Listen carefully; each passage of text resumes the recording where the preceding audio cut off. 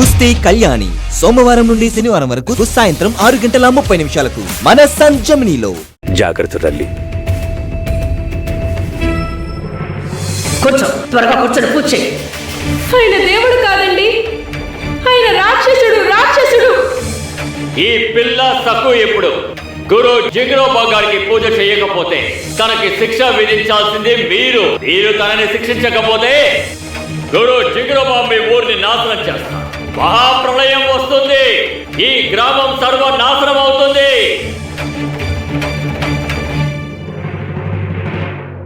నువ్వు అలసిపోయావు కదా తల్లి, నీ మీద చాలా ఒత్తిడి పడింది. నువ్వు ఈ యుద్ధంలో విజయం సాధించావు. శాంతించు తల్లి. నీకక్కడ ఒక పరీక్ష ముగిసింది. ఇంట్లో అడుగు పెడితే మరొక పరీక్ష. సఖు, ముందు నువ్వు చల్లని నీటితో గాయాన్ని కడుక్కో. ఇలా రామ్మా.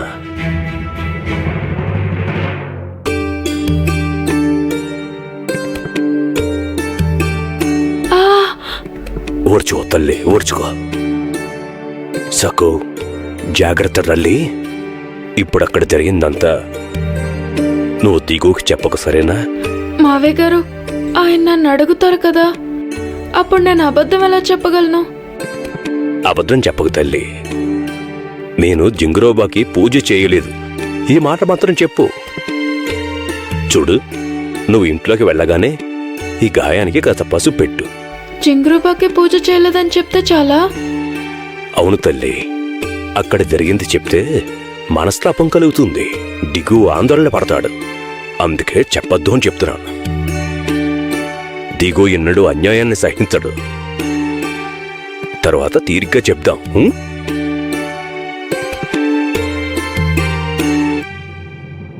సక్కు అలా మాట్లాడగానే ఆ ప్రదేశం అంతా గందరగోళం అయిపోయింది.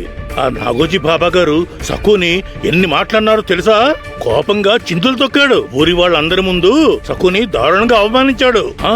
కొందరు దిగ్భ్రాంతి చెందారు, మరి కొందరైతే ఆశ్చర్యపోయారు. భలే గమ్మత్తు జరిగింది. కానీ మన సక్కుబాయ్ అస్సలు అదర్లేదు, బెదర్లేదు. నాగోజీ బాబాని కడిగి పారేసింది. దిగు, నిజం చెప్పాలంటే సక్కు ధైర్యంలో పదవంతు కూడా నాకు లేదు. మన సక్కు ధైర్యంగా మాటల ఖడ్గం దూస్తే బాబా గారు బెంబేలెత్తిపోయారు. ఎవరో ఆయనకి వాతలు పెట్టినట్టు గావు కేకలు పెట్టారు. జింగరోబా గారు ఈ ఊరి మీద పగ తీర్చుకుంటారని అందరినీ బెదిరించాడు. గజా,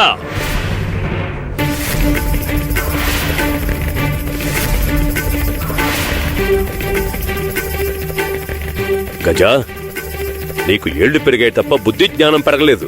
ఎంత మోఖంగా ఉన్నావేంటి? ఏమిటిది గజా? అనారోగ్యంగా ఉన్న వాళ్ళకి ఏం చెప్పాలో ఏం చెప్పకూడదో కూడా నీకు తెలీదా? వెళ్ళక్కడి నుంచి, ముందు వెళ్ళక్కడి నుంచి వెళ్ళావు. నాన్నగారు, అక్కడ గజా బాబాయ్ చెప్పినట్టు నిజంగా జరిగిందా? సకు, నువ్వు బాబాయ్ చెప్పినట్టు అక్కడ గొడవ చేశావా? నేను ఎంత అడిగినా విను నాకు చెప్పలేదు. ఇప్పుడు బాబాయ్ చెప్పింది నాకు అసలేం అర్థం కాలేదు. నాన్నగారు, మీరేనే నాకు నిజం చెప్పండి. అలాగే అలాగే, నువ్వు శాంతంగా ఉండు దిగు. కాస్త శాంతించు. అక్కడ చెప్పుకునేటట్టు ఏమీ జరగలేదు. కానీ నాన్నగారు, ఏం లేదు దిగు. సకుని మోసం చేసి జింగరోబాకి పూజ చేయమన్నారు. సకు ససేమేరా చెయ్యను అంది. ఎంతకంటే ముఖ్యమైన విషయం అక్కడ ఏమీ జరగలేదు దిగు. సఖు నిరాకరించినందుకు గొడవ జరిగింది. నువ్విప్పుడు ఆ విషయాలన్నీ ఆలోచించకు. దాని గురించి తర్వాత మాట్లాడుకుందాం.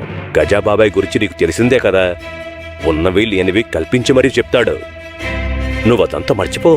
నీ ఆరోగ్యం జాగ్రత్త. మనం తర్వాత మాట్లాడుకుందాం ప్రశాంతంగా. నాన్నగారు, అది... అరే, నా మాట విన్ను. నువ్వు పడుకో, విశ్రాంతి తీసుకో. సఖు, చూసుకోమ్మా.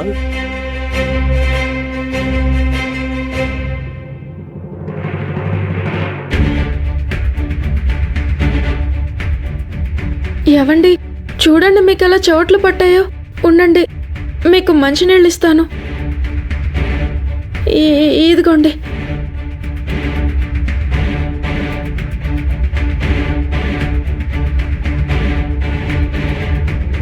సకు, అరే ఏంటి ఈ గాయం ఏంటి? ఏవండి, మావయ్య గారు ఏం చెప్పి వెళ్ళారు? మీరు ఇంకేమీ మాట్లాడకూడదు, విశ్రాంతి తీసుకోండి. ఒక్క మాట కూడా మాట్లాడకూడదు. హాయిగా పడుకోండి. అది